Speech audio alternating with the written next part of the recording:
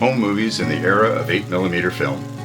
There was no audio, just the chattering of the projector, and our giggles and sometimes tears as we watched the memories captured of times and people gone by.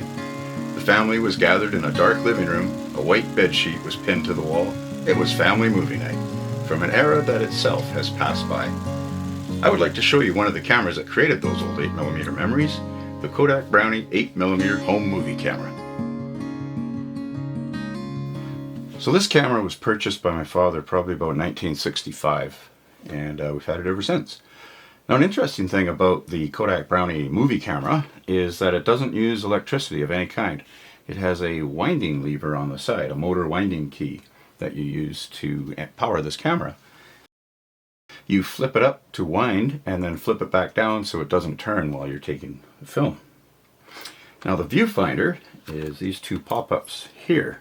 At the rear, there's a little peephole to look through, and the front sight has 3 different colored frames to show you where to frame your picture depending on the lens you're using. Because on the front, on this lens turret, which is why it's called a turret camera, the lenses can be rotated to select the one you want, and then you will see that each lens has colored rings that match with these square frames on the front sight.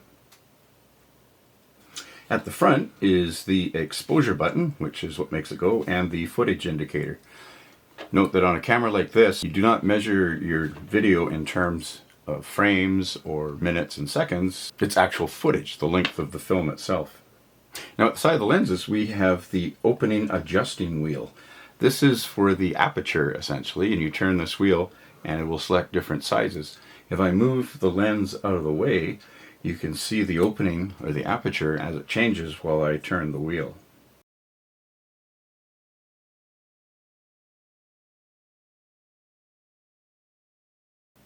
Now on the bottom of this is an actual 1/4 by 20 tripod hole, just like on cameras nowadays.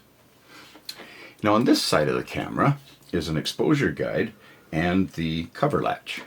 Now the exposure guide is actually a little piece of cardboard that came with the film, and you just stick it in here and it'll tell you what to set your aperture to depending on the light conditions, and this would be in this case for Kodachrome 2. On the other side of this are your night or low light settings. Now if I undo the latch and remove the cover, here's where the film resides. And there's also a little wheel at the front, which is the footage indicator adjustment wheel that you adjust whenever you make a change in the film.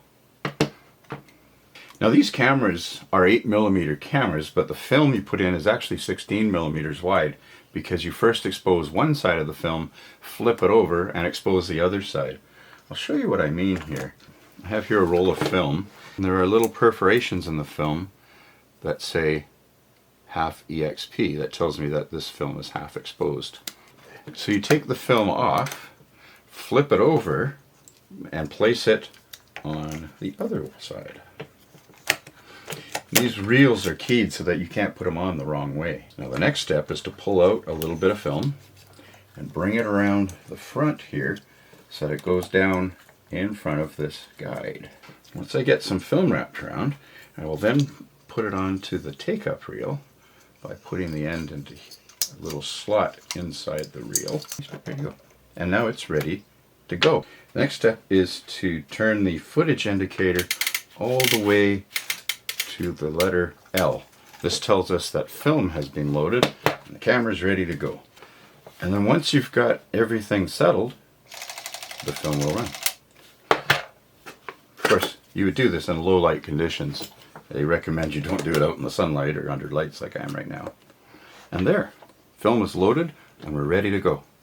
Now one downside to taking video with a camera like this is that you don't get to see what you've captured for at least a couple of weeks, because the film has to be mailed away to Kodak, where they will process it and develop it, mail it back to you, and then you can see if you actually got the shots you thought you got.